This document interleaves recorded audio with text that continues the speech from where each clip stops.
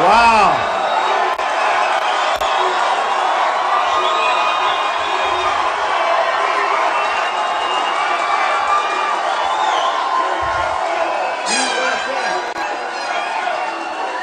That's amazing. Great.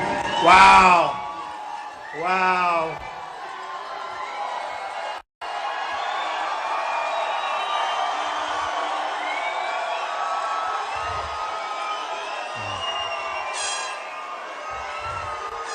Beautiful.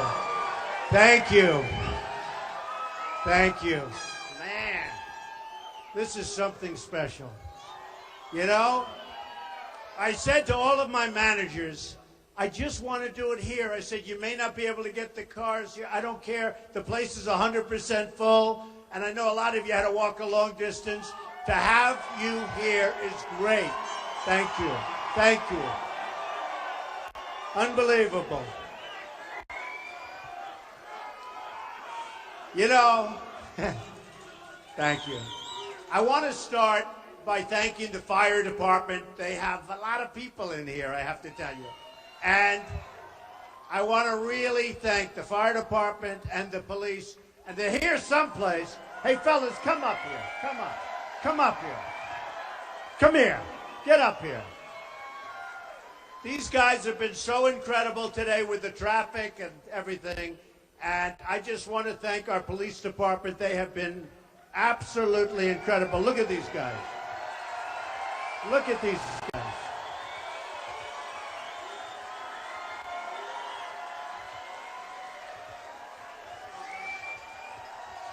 Nobody gonna mess with them. Look at this.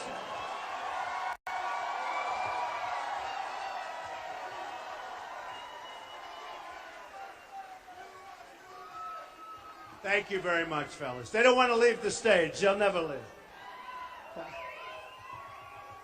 And the fire department, likewise, they've been incredible. So thank you very much. You know, what a crowd. Is there nothing like Miami? Nothing. Nothing.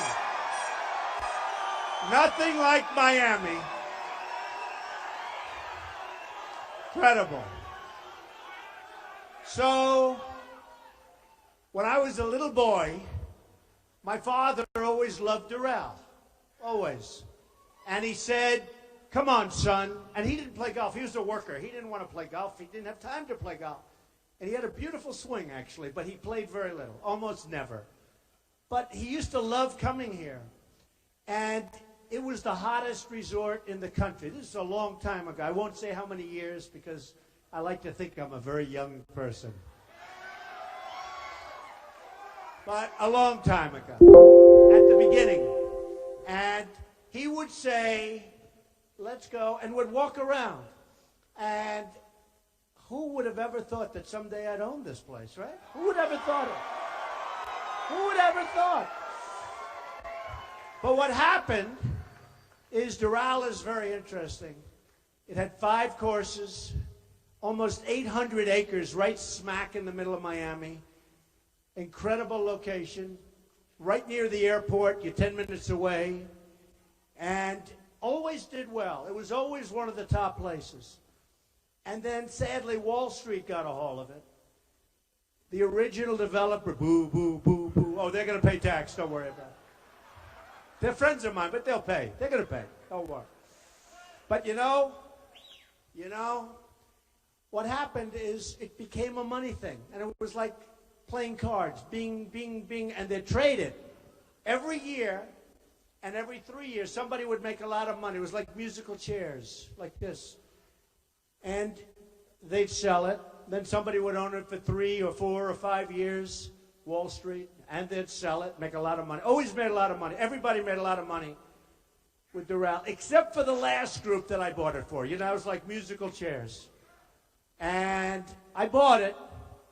And when I bought it from a smart group, but the market had crashed. You know all about the crash. And I got it for the right price. I signed for X dollars, a lot of money, 170 million. But then I said, you know, maybe I can make a better deal before I close. So I went into closing with Ivanka. We know Ivanka. We love Ivanka, right? Right? I went in with Ivanka, and I said, watch, Ivanka. Let's see if we can make $20 million. Sure. So I have a contract for 100. I never told this story, actually. I have a contract for 170, and I had all these good-looking, brilliant young men in front of me, and they all wore suspenders without the jacket, right? You know, the jackets were behind the seat. They were all like Tom Cruise, and you couldn't get better central casting. In fact, all of that media, look at that media back there. Look at these people. Wow. No, they're all right. I'm going to tell you some media stories. So, no, but they're central casting, the red suspenders, handsome, beautiful, smart, top schools. They would go to Harvard, they go to Wharton, they go to Stanford. And I said, I want to show off to my daughter. Does that make sense? You know, I have this great daughter. So I go in, and she said, Dad, they're not going to cut. You have a contract for 170. I said, well, that's right. So does Iran have a contract. That doesn't mean we can't make it much better, you know, right?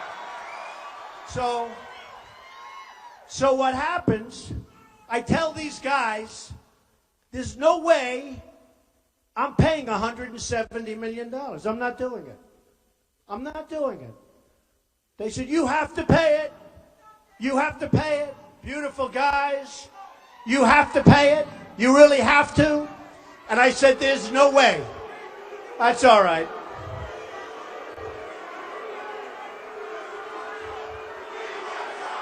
USA. USA.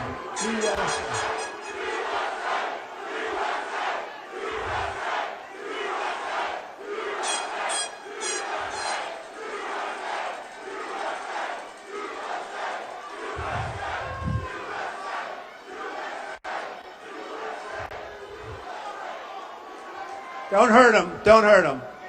Don't hurt him. You can get him out, but don't hurt him. We don't want anyone getting hurt. Don't get hurt. But that's what freedom of speech. I mean, it's all freedom of speech. You know that. You know that.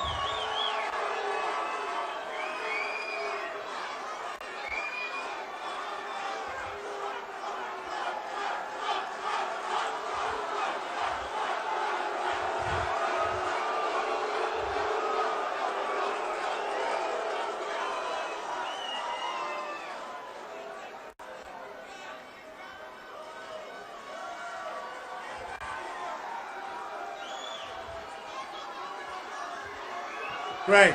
Great life. It's a great life. It's a great life. That's all right. That's what the country's all about. I mean, we got to be able to speak, and every once in a while be a little bit disrupted, but it doesn't take long. It doesn't take long. So, let me just finish the story. Thank you. Too bad we had to throw them out, but sometimes you have to throw people out, right? You have to do it. Have to do it.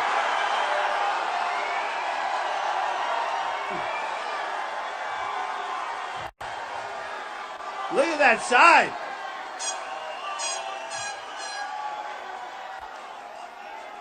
Look at the size of that sign. Can you believe that? Wow.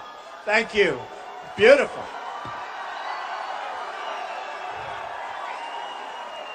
I think I'll tell my people, let's bring that home. And by the way, we have plenty of time tonight. I'm here all night. You know, tomorrow night we're in Jacksonville, Florida. We have at least 15,000 people, probably 20,000 people tomorrow night. So it's going to be great because there's things happening. So anyway, let me tell you, because it has to do with the country. So I go into the room, I say, fellas, the contract is not right. This place is in much worse shape than you told me. I've gone all over. You have to have it signed first before you can do this. I've gone all over, and it's not fair. What you're selling me, you shouldn't be selling. I'm not closing this deal. I'll give you 100.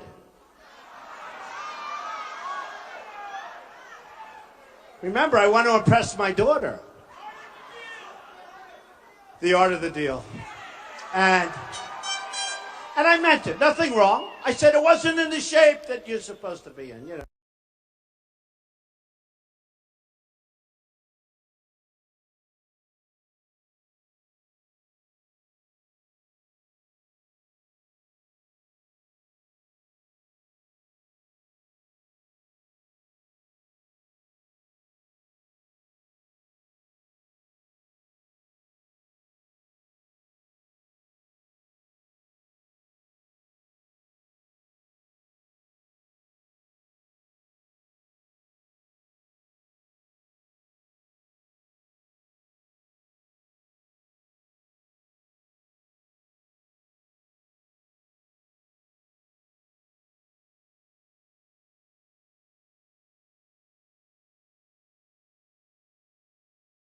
Legendary place. And the decision was, do we fix it?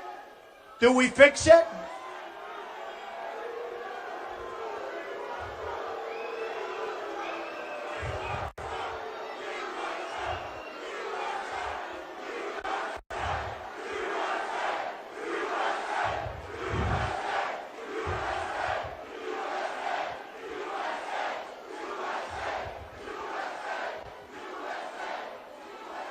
You know, by the way, you know the saddest part?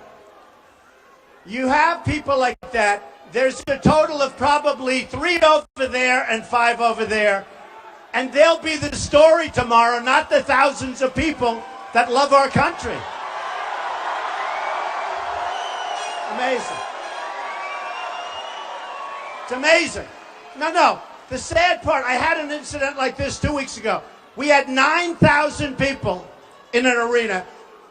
And we had 5 people protesting. They became the story. It's too bad. All right, they're gone. You know, we'll have little pockets. But it is a shame. I mean, it just shows. So we have thousands of people, and you'll have 3 or 4 people protest, and tomorrow morning, protesters at Trump. It's one of those. So then I had a decision to make. And the decision was, do we give it the B job, the C job, the A job? What do we do? And we gave it the A+ job. And we built something that we love. We built something that we love. Really love. And what happened, I'll let them get out. Go ahead, get them out.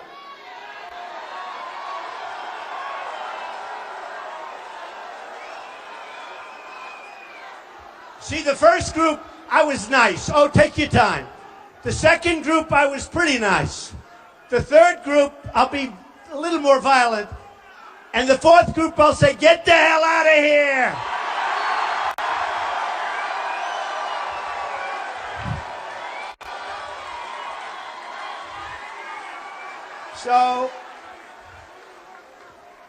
So I had to make a decision.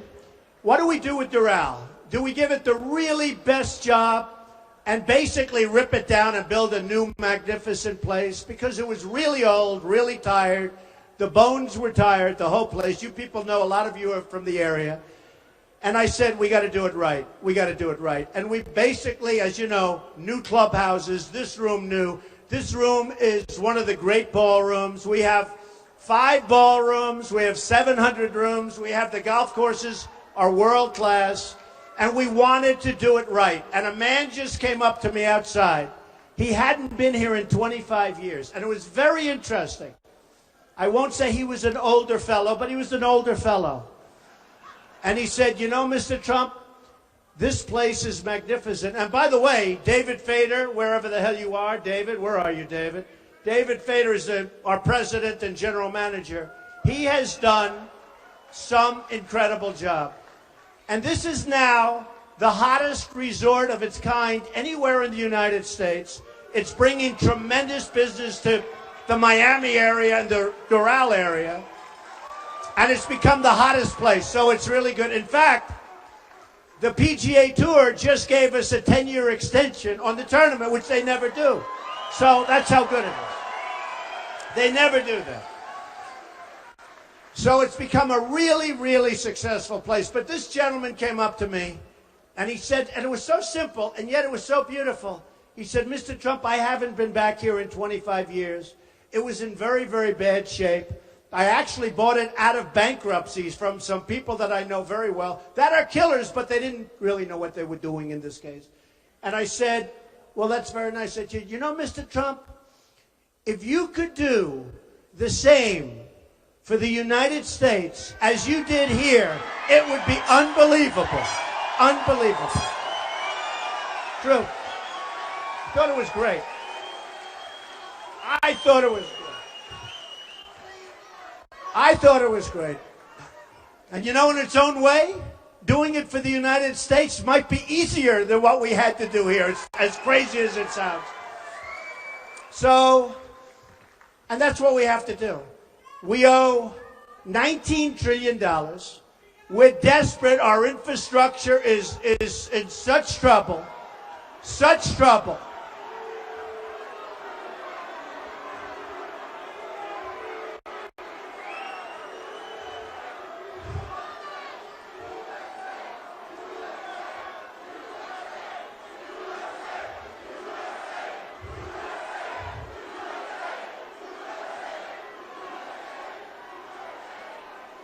Hey,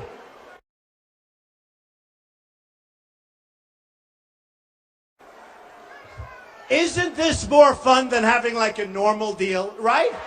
I mean, supposing we had like a normal speech, we talk and talk and talk. The evening ends, we go home, go to sleep. This is more fun, right? You know, they used to call it the silent majority, but they don't use that anymore because, frankly, it's no longer silent because we're not going to take this crap anymore. We're not going to take it anymore. We are not going to take it anymore.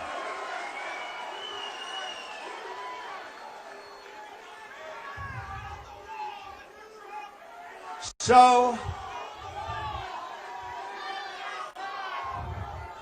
it is true. You know, for years, you haven't heard that term silent majority. I don't know, it was a long time ago, and people thought it was politically incorrect. And I started using it, but then I started realizing, honestly, it's not silent. There's nothing silent. Everywhere I go, we have the biggest crowds. I mean, we left Oklahoma, 20,000. Dallas, Texas, Mark Cuban's arena, where the Mavericks play. We had 20,000. Mobile, Alabama, 35,000. I go to Iowa. I go to New Hampshire. No matter where, South Carolina, unbelievable crowds all over. And there's love in the room. There's just love in the room. It's incredible. It's incredible. And you know, and there's nothing silent about it. We're sick and tired of incompetent people running our government.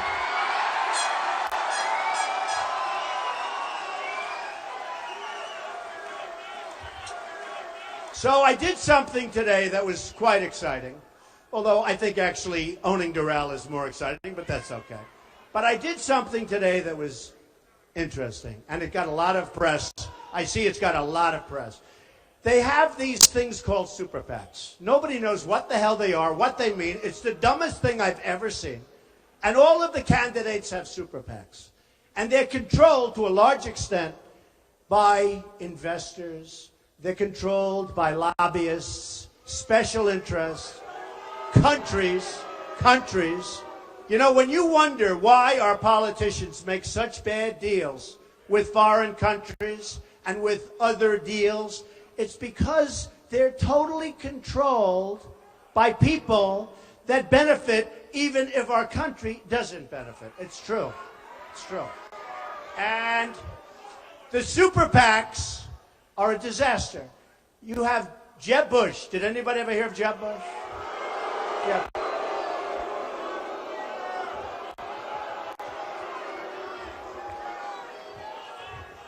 You have Jeb Bush has $125 million. I honestly, I don't think it's going to help him. I'll be honest.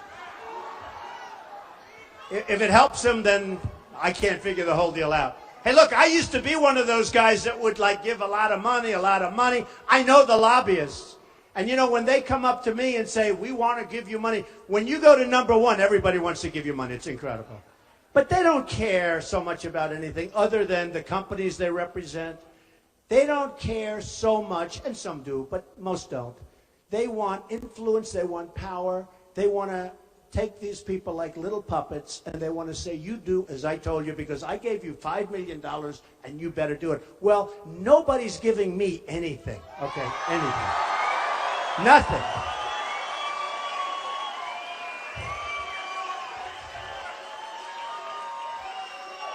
And so what happened is I noticed over the last couple of weeks, everybody's forming a Trump super PAC. I'm not forming. They're all over the place. I thought we had 4, then I heard we had 5, then I heard we had 8, then I heard we had 9 or 10. Now, I don't know Are they good or is it a scam?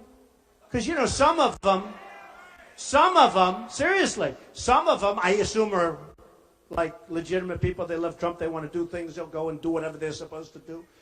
And you don't talk to them. You know, they're supposed to be like independent. And others, I would imagine they probably pay themselves salaries. And who the hell knows what happens with all the money? So we did something today. That was all I know is I haven't gotten any of this money. None of it. I feel guilty about that. I feel a little foolish, actually. And we wrote notices and notifications, sent them all to the government, to the people, to everybody, that we don't want super PACs, that we don't want anything to do with them, to close them up ideally, hopefully to give the money back, whatever money's raised. I mean, I saw the other day in one of the programs, two young, nice-looking guys, big fans of Trump, I think. And they opened an Art of the Deal. I think it's called the Art of the Deal Super PAC, after my book, right? And by the way, we're having a new book come out on November 3rd. I think it's going to be great. I think it's going to be great. But the Art of the Deal Super PAC. And they look very good. And they talked about we love Trump, where they're going to do this. And, you know, probably it's true. I don't want to take any chance. I don't want it. I don't want any help. I don't want... The one thing we do, people send in small donations, like small ones. For a woman, $7.50 with about a 4-page letter. Another woman, $50, $30, $90, $250. But that I love because, number one, you can't send it back. How do you send a letter back to a woman who loves the country, who's giving a lot of money? That's like giving $1 million to a rich person. How do you send the $7.50 back? You can't. You can't. There's no letter you can write. It's true. There's no letter that you can write to that woman to say, we don't want your money, okay? So that's the only stuff. Or we take it, and it comes in, and that's the only stuff we want. But we don't want any of the, you know, the big money. We don't want any big money. And so today, I did something, started getting big press, actually, this evening, because nobody's ever done it. I disclaimed and disavowed all super PACs. I don't want any of them. I don't want their money. I don't want anything. And I said very strongly when we wrote the letter, and I told my attorneys and everybody, that I think every candidate running right now for the presidency should disavow their super PACs. They should disavow their super PACs. You know, and these super PACs are really running the campaigns. They're running the campaigns. For instance, I hear in Iowa that there's going to be a merger of Ben Carson, and I like him. He's a nice guy. They're going to merge the super PAC. He's got 2 of them. And they're going to run, and they've been running his campaign, and he doesn't hardly have to go there. And I'm saying, what am I? Why? I'm not allowed to do anything? It's really unfair. But I think they shouldn't be allowed to do that. I don't know if they're allowed to do that. But how do you have super PACs running campaigns? Now, and then when you think of it, so you have these super PACs with millions and millions of dollars, and they're running a campaign.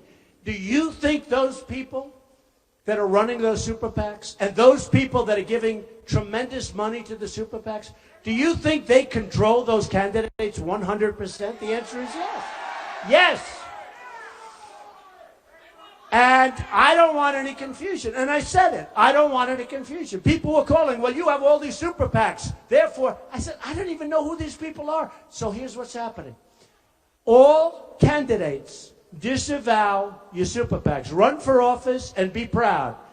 But disavow your super PACs. Drop them. Drop them. And ideally, give the money back to the people that put it up there. That's what you should do. So we'll see what happens. We'll see what happens. But to me, it's very important. This super PAC thing is a terrible thing that's happening in this country. It's a terrible, terrible thing. And it's controlling our politicians. They're puppets. It's controlling our politicians. I mean, Bush had somebody the other day going to Berlin, Germany, to pick up money. Berlin, Germany. What do you think Germany gets out of that one? Okay? Other people have tremendous amounts of money put up, and we can't have it anymore. We have to bring honesty back to politics, folks. Got to do it. Got to do it.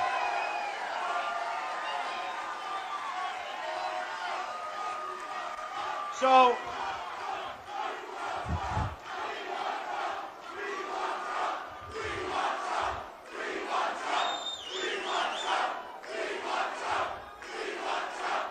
thank you. Thank you. Thank you. So a very interesting thing happened. Very sad today. Very, very sad. Because you know the press is very dishonest, right? We know. Not all of them. Not all of them. But we have them all back there. Look at those cameras. Look at those suckers. Boy, they are all covering. They are all covering.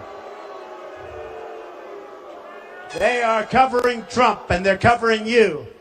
And they'll all be with us tomorrow night in Jacksonville. And by the way, if you can, it's going to be wild. Come back up. It's going to be it's going to be wild. So, a crazy thing happened. I love polls. Everybody knows I love polls. And they said, I wonder what would happen if Trump wasn't number one in the poll. And somebody said, oh, if he wasn't number one, maybe he'd drop out of the race. Believe me, I'm not dropping out of anything. That I can tell you. Never, ever. I'm not dropping out of anything.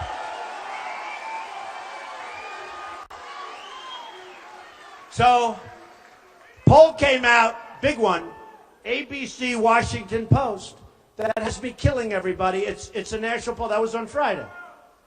We're killing 32. Think of it. 32. You know, you notice every week I started at 3. First, well, that was slightly before I ran, but because nobody thought I was going to run. Nobody thought I was going to run. You know, they all said, he's never going to run. If he runs, it doesn't matter. What does he know about politics, right? I've only dealt in politics all my life, that's all. But, so it started at 3, it went to 8, went to 12, went to 16, went to... Now, as of Friday, nationally, 32, and then another one came out. Another one came out last week. Reuters, listen to this one, 33 to 15. 15. 15 is Ben Carson. He's in second place. But they kept saying, oh, if Trump ever loses, because you know what? I mean, I'm getting spoiled. From the time I ran and from the time I went up, when I was at 12, they said, all right, he's peaked. He's peaked. You know, you're hearing the same crap, right? Then it goes to 16, 17 the next week. Well, that's his plateau. He's plateaued. The word plateau, they love that word. So he's plateaued. Then the next week it went to 21. Well, that's it. That's it. By the way, 21's not bad when you have 17 people, right? 21. You know, if I'm a card player, I will rest on 21 with 17 people. I'm not losing. So I was number 1 at 21. Then it went to 25. Oh, this is it. You know, these talking heads. These are among the dumbest human beings I've ever seen. Some of them are good. And some of them are coming along. I mean, some of them were so terrible and so nasty, and now they're coming along. They're becoming like, I don't know about fans, but they're saying, a poll just came out, we're 81% to win. I mean, can you believe it? I didn't know that. 81%. Who would have thought this? Rasmussen. The Rasmussen, I'm walking up here, and one of my people stopped me. I said, excuse me, I got to make a speech. Oh, no, I'd like to talk to you. I said, what do you want to talk about? They're introducing me. And Rasmussen just said, nationally, I'm beating Hillary. Just came out. Just came out. Hey, what's the beat?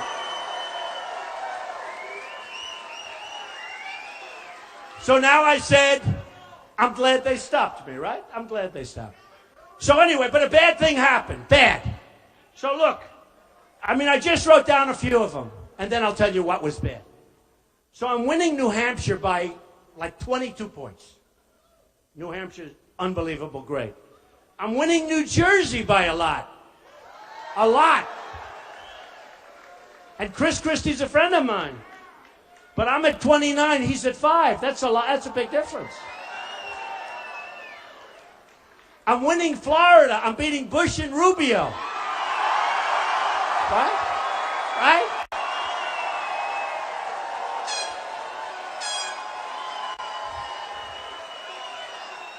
I'm winning Nevada by a fortune, but here's what I like the best. Nevada, tremendous Hispanic population. I'm winning with the Hispanics. Big.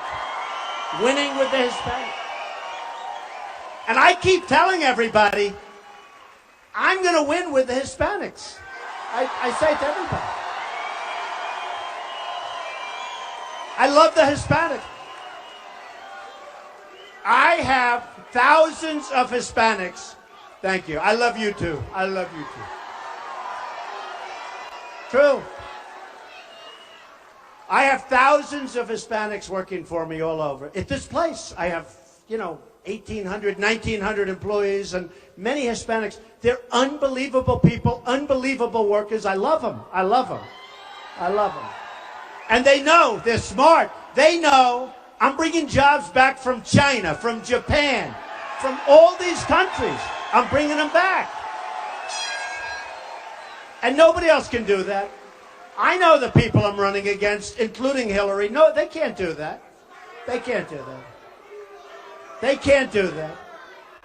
I mean, honestly, Ben Carson cannot do that, folks. I hate to tell you. Cannot do it. Can't do it. They're not going to do it. So here's the story. So winning in Florida, winning in Texas, okay? Winning in Texas, big. Winning in South Carolina, winning in North Carolina. Winning in Ohio against Kasich, which is interesting. And he's a good man. He's a good man, but I'm winning in Ohio against Kasich. I'm winning in Massachusetts. Listen to this one. This is one I love. Maybe, I don't even know why. Massachusetts. I'm at 48. 48. 48. And second place is 12. Boy, I'm going to have to do a really, really bad crash to blow that one. So, what happens? Let me give you the bad news, right? And this has been going on now for 100 days. Did you they were celebrating on television. 100 days on the top of every poll. Think of it.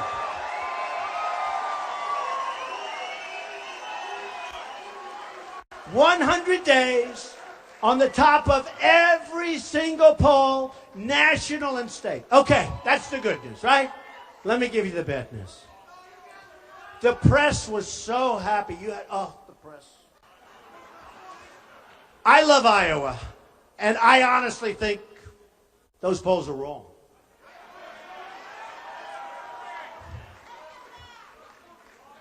I'm Presbyterian. I'm a great Christian. True. True. They say in the poll, I'm the best leader. They say in the poll, I'm the best on the economy by far. It's not like by 2 points, it's like by triple. How important is the economy, right? Remember, it's the economy. Remember that? It's the economy, stupid. I mean, it's the economy. So I'm leading on the economy. I'm leading with men, big league. I'm not doing as well with women. Will you help me? What's going on? What is...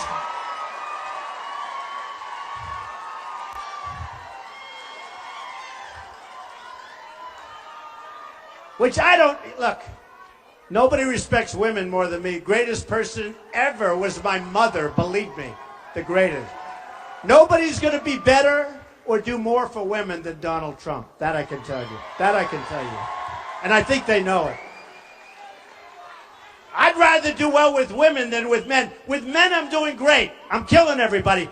With women, not terrible, but I could do better. So what happens is the poll comes out, right? And the press was so happy. Headline. Now, just so you understand, if I were in first place, it wouldn't even be discussed. Nobody would mention it. But here it is all day long. Oh, my head. I turn on the television. Headline. Bigger than Hillary's talk yesterday on Benghazi.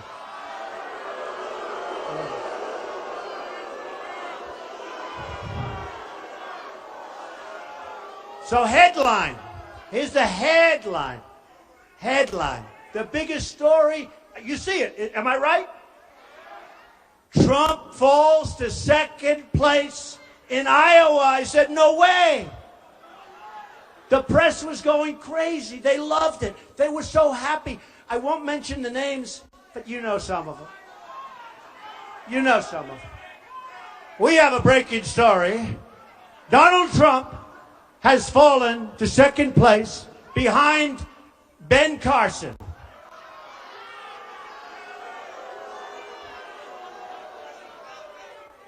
We informed Ben, but he was sleeping. No. Donald Trump has fallen to second place. You know, it's funny. You got all these guys. 2 people dropped out, right? Perry, you know about that. And you know the governor of Wisconsin, very nice guy, right? Walker. They both dropped out. They became so vicious to me. Perry, he was such a nice guy, like 2 months ago. He couldn't have been nice. He went to Washington to make a speech about me. It was so vicious that those that loved me started crying. Maybe not. No, it was vicious. It sent, then, and we had so many. You had Lindsey Graham.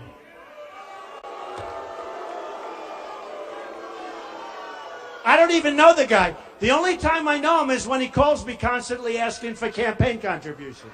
It's true. He became so vicious and violent. I mean, and every time they get more and more vicious and violent, they go down, down, down. In fact, Lindsey Graham was at 5, and he hit me as hard as you can be hit. He said, I don't know anything about the military. What do I know about foreign affairs? Except one thing. I wrote a book in 2000, right?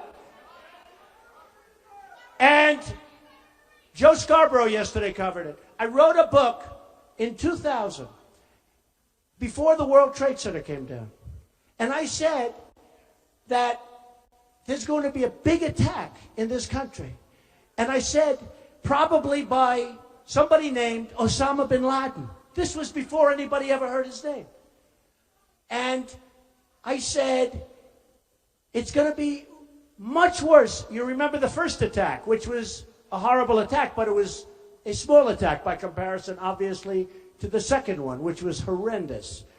The worst attack in the history of our country, worse than Pearl Harbor. At least with Pearl Harbor, they were attacking the military. They weren't attacking innocent civilians, of which many thousands died, and are still living in pain and suffering. Not to mention the fire departments, the police departments, and all the guys that had to breathe that air for long periods of time. So, thank you. So I have it in the book. Watch Osama bin Laden. And Scarborough goes, whoa, when was that book written? Before the World Trade Center. Whoa. And he's a good guy. He was like, he couldn't believe it. And I don't get any credit. They don't give me any credit for it. And then I have Jeb Bush saying, what does Donald Trump know about the military? Or about... I'm like a smart guy. You know, I'm really smart. But it's amazing. People are talking about it. They should talk about it more, because if you read the book, it says Osama bin Laden, the guy. And the reason was, he was a terrorist that was getting a lot of notoriety. He made very vicious statements toward our country. And I said, you better watch that guy. And what happened? I think it was 19 months after that, he came back and knocked down and attacked viciously with the lives of the World Trade Center. So, in the debate, which every poll said I won, by the way, but these are minor details, forget it. The second debate and the first debate. Drudge, Time Magazine, Slate, everybody, every single poll, online polls, they all say, believe me, I'm not calling up hundreds of thousands of people, I can tell you. But Jeb said, my brother left us safe. And I'm okay with it. But then I said to him, what about the World Trade Center? The biggest attack ever. They should have known about it, and they could have known about it. And I'm not blaming George Bush. I'm not blaming anybody. I could also blame Clinton, right? No. Because in all fairness to Bush, he was only president for about 9 months, in all fairness. And Bill Clinton gave a speech, and he knew Osama bin Laden just like I did. And he gave a speech talking about Osama bin Laden. So we can blame Bush. We can blame everybody. I will say this. You know the expression, the buck stops here. Your president, the buck stops here. That's the way it is. And it's one of the reasons that I say, and I mean this so strongly, we owe a lot of money, 19 trillion, I told you. But we've got to build up our military so big, so strong, so powerful. Got to do it. We got to do it. We got to do it. So powerful that nobody is going to mess with us. Nobody. I don't want to use it. I don't want to use it. Nobody is going to mess. You know, we're working on an airplane right now. I don't know if you've been reading about it. Billions and billions of dollars for one plane. And the test pilots, did you read this story? I love the test pilots. These are great guys. These are seriously good flyers. Do we agree? And they came out of the plane, billions of dollars, and they say, this thing doesn't hold a candle to the old one that we used to fly. It doesn't maneuver as well, doesn't work. We're talking billions and billions. What are we doing, folks? What are we doing? What are we doing? What are we doing? So we need a special leader. We need a special leader.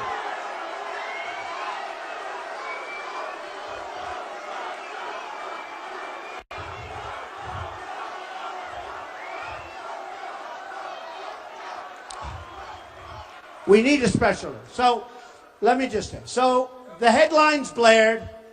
I don't believe those polls, by the way, because both of those pollsters do not like me. I'm telling you. Now, I'm not saying anything that goes on illicitly with polling, okay? I would never, ever say that. But both of those polling groups do not like me at all. And I disagree. I don't believe it. I was just interviewed. Where is Jake Tapper? Is he here? Jake. Where's Jake? What happened to Jake? No, he's a good man. He just interviewed me. Watch me. 9 o'clock. Sunday morning, Jake Tapper on CNN. What the hell happened to Jake? He's here someplace. He's here someplace. He's a good man. Oh. He's maybe shy. But he's here some. But it's good. It's 9 o'clock on Sunday morning, CNN. But I think we're going to do great in Iowa. I think we're going to do really great. But here's the story. I have never seen such press. I mean, my wife called. She said, "Are you okay, darling? How bad is it? How bad is it?" They made it sound like it's the greatest defeat in history. The part is if they won it, it wouldn't have even been mentioned. It wouldn't be a story. But then I said to myself, look, I have to talk. I'm going to be nice. I'm going to be nice because I have to talk about it. Ben Carson, thank you. Ben Carson is the one that's leading Iowa, supposedly. Okay? And I said, I got to talk about him. A friend of mine who happens to be a great, great athlete. He happens to be African American. He calls himself black. He said, "I'm black." I said, "I can't say that. It's not politically correct." It's true. He said, "Donald, you're the greatest trash talker that ever lived." And I never thought, he says this to me. He said, "And I never thought I'd say it about a white guy." Can you believe this? And I said, I don't know if that's true or not, because I refuse to acknowledge. He said, when you said low energy for Bush, you defined him so incredibly. It was over. He can have $125 million in the bank, Donald. It's over. It was just defined. But I said, but Ben Carson is super low energy, right? It's super. He's super low. Super low energy. We need tremendous energy. We need tremendous energy.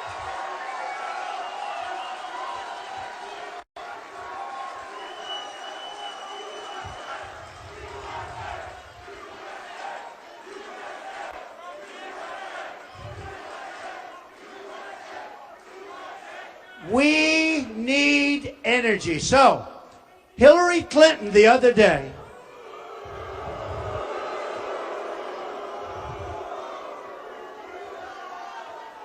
she said, "I don't like Donald Trump's tone. I don't like his tone. Tone. Can you imagine my tone? My tone. Think of it. She doesn't like my tone. We have people, they're Christians, and their heads are being chopped off in the Middle East. We have people that are dying by the thousands all over this country. We have people that are being drowned in cages. It hasn't been like this since medieval times, it's true. Who would ever think?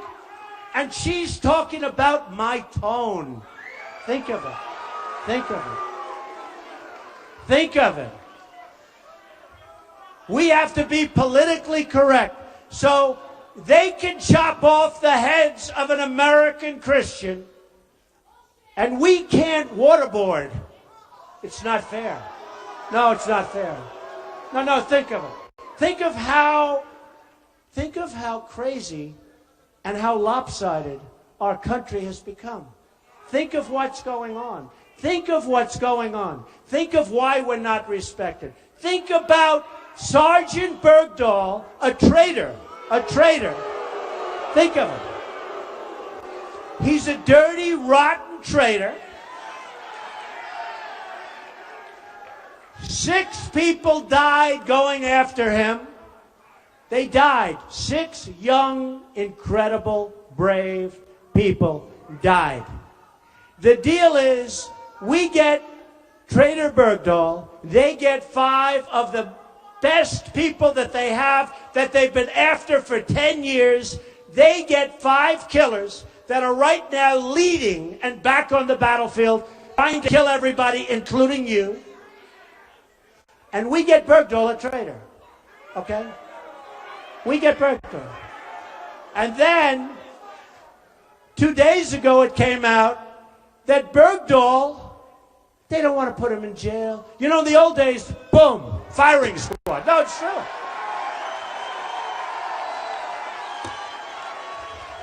I love the Second Amendment. I love the Second Amendment.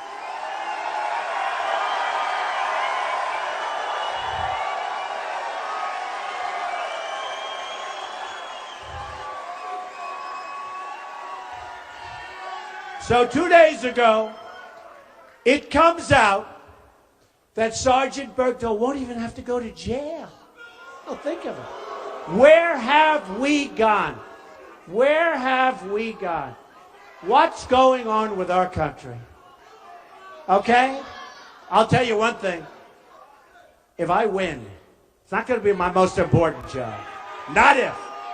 Nah, we have to say if. Hey, look. Look. They're all going, not if, when.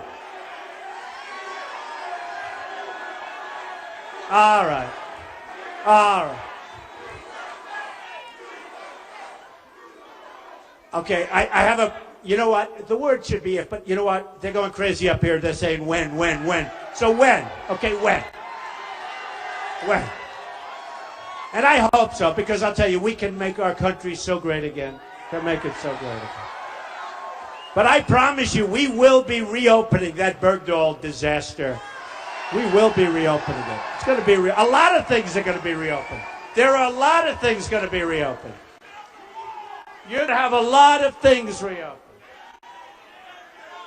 So I went to my people, and just like Doral, I got it for $170. Everyone thinks it's done. I say, let's make it $150. They say, how can you do that? You signed a contract. I did, but the place, just like that, we have deals with China that are done. Somebody said, well, they're signed. I said, that's okay. They violated every deal we ever made. No, they violated. That means they're in default. That means they're in default, okay?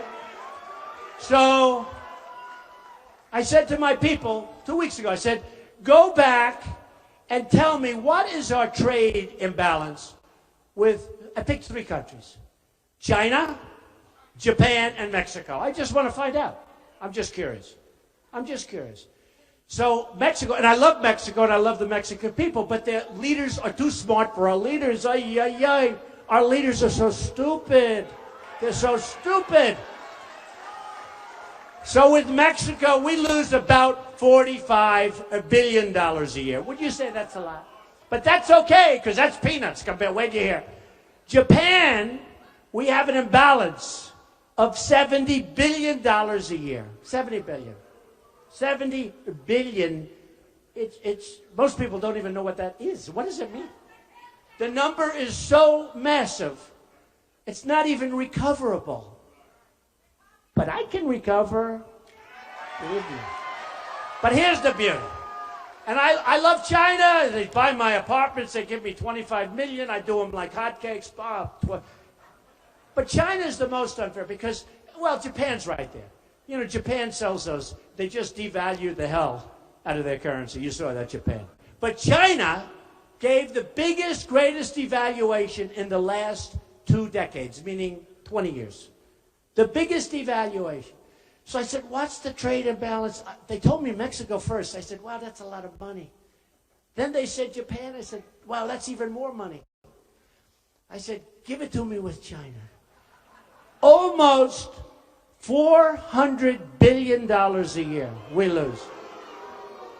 How stupid are we? We should be ashamed of ourselves. How stupid are we? And I don't blame China. I don't blame them at all. I have friends from China. They used to come up and see me and say, oh, Donald, we can't believe that we get away with this. It's unbelievable, you people. They are incompetent. Then I said, I'm running for president. They called me, no, we were only kidding. You're actually, it's amazing. They had no idea I'd be revealing their conversation. They can't even believe they get away. First of all, when China sends us their goods, there's no tax, there's no nothing. When we send China, number one, they won't accept them. If they do accept them, they have massive taxes and tariffs. It's a one-way street.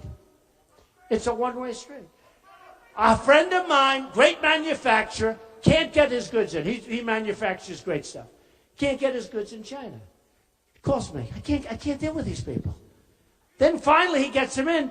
They charged him a tax that was so high, I can't tell you because nobody's going to believe how high it was. These are smart people. But I have people that are smarter. I have people. Sure. I have people. I mean, I have some of the great business people. They're all calling me.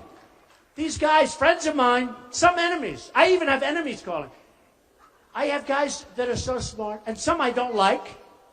Some I can't stand. Some are horrible people. Actually, I know one that's so bad as a human being. He's the worst human being I've ever met, but he's an unbelievable negotiator. I said, Irving, come on, you're going with us. And these are wealthy people. These are really wealthy people. And they're all calling me. They all want to get involved. I have a great guy, really great businessman, great everything. Carl Icahn. He called, I want to get involved, I want to help. He doesn't want money. He doesn't want a salary. You know, all these people representing us, they want salary.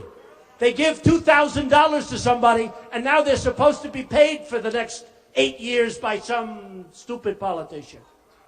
Okay? No. Carl Icahn wants to represent the country for nothing. Now, if I say, and he's a great guy, and I don't care if he's a great guy, but I don't care. Because I have others that aren't great guys, but they're great at what they do. I know the great ones, I know the bad ones, I know the guys that are overrated. You got some overrated.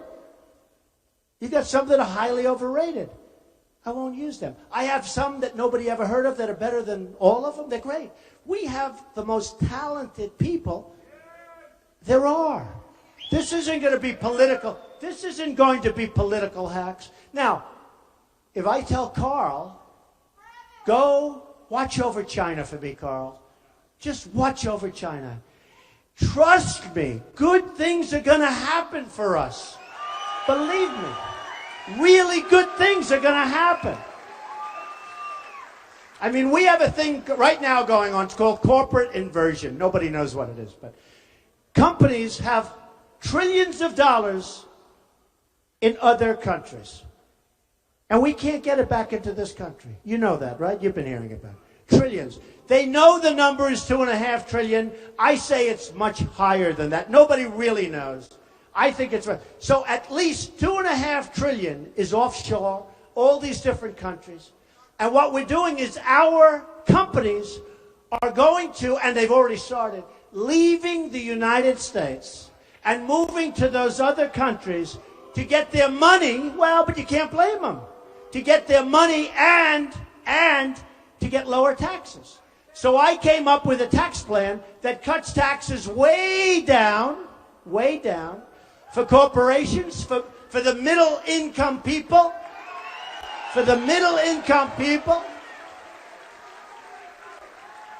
of which we don't have too many in this room, I can tell you. They're all upper middle income people and upper people. But for the middle income people, because the middle class in this country has been totally forgotten about. It's been totally forgotten about. So we're cutting corporate taxes. We're cutting taxes for the middle income. We're cutting a lot of things like carried interest. These guys, you know, the hedge fund guys, they pick a stock. If it goes up, they're geniuses, they make a fortune. If it goes down, they find another job, okay? A lot of it's luck. So what happens is the Democrats and the Republicans both agree that we should bring them. Who cannot agree? For 3.5 years they've agreed, and they still can't make a deal. It's gridlock in Washington. It's lack of leadership in Washington, and we're going to stop it. We're going to stop it, okay? We're going to stop it. The other day, and it's going to be amazing, we're going to have a really dynamic country. The other day, I watched a general being interviewed. And I said to a group before, why the hell is a general being interviewed on television? I don't want my generals being interviewed.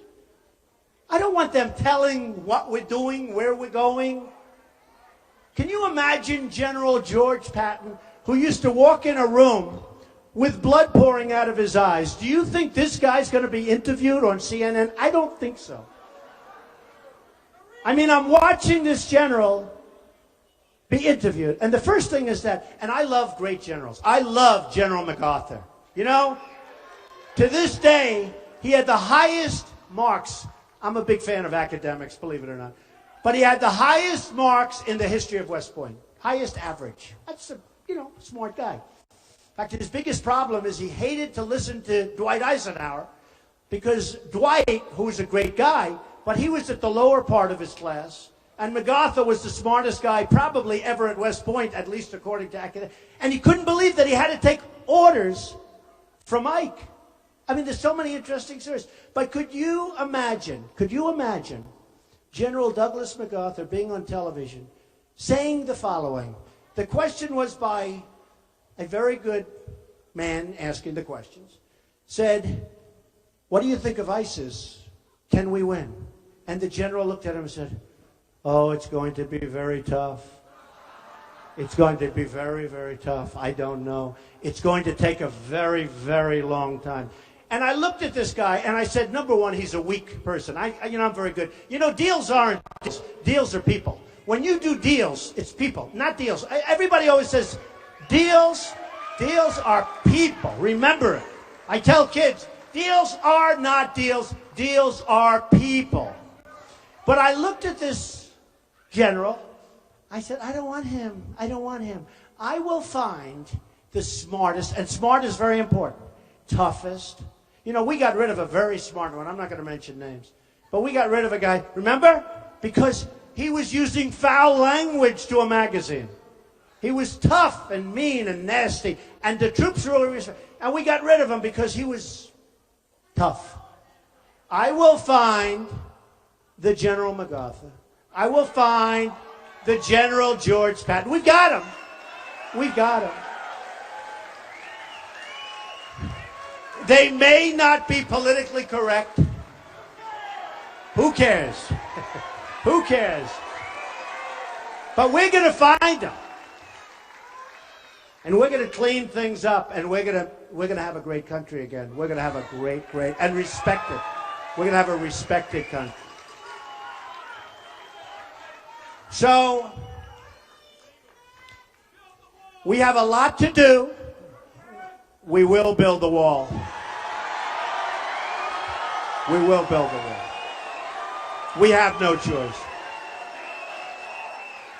And by the way, people will come into our country, but they're going to come in legally. Legally.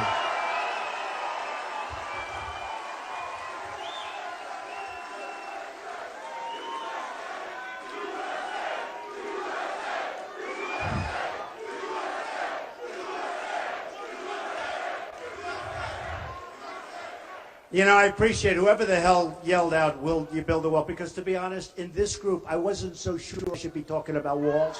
Does that make sense? See, tomorrow in Jacksonville, I can talk about walls, believe me. But in this one, I was a little hesitant to talk about it. Thank you. Thank you.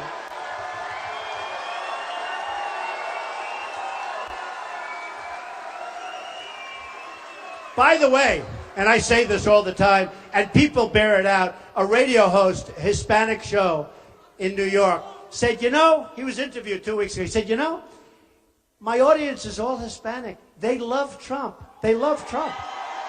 And let me tell you who wants to stop illegal immigration more than anybody? The Hispanics that are in our country legally. It's true. It's true.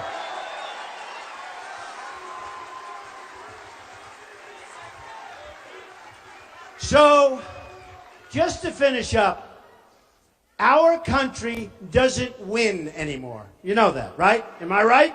We don't win. When was the last time we had victory? We lose with China on trade. We lose with ISIS. We lose with Iraq. We don't know what we're doing. Iran just made the single greatest contract I have ever seen anybody make. We were represented by a man that should be ashamed of himself.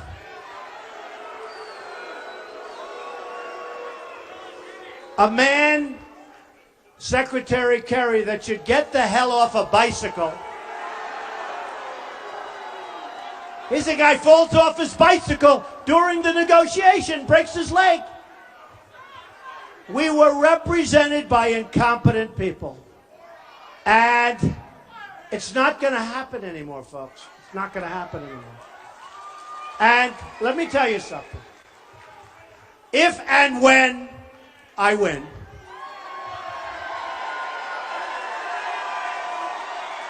I'm not...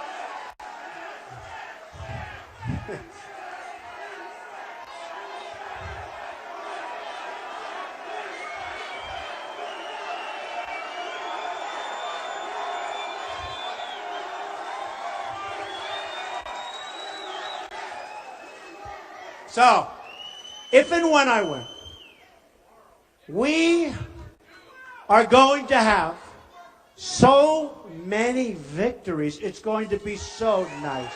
It's going to be so nice. We're going to win on trade. We're going to win at everything. We're going to terminate Obamacare.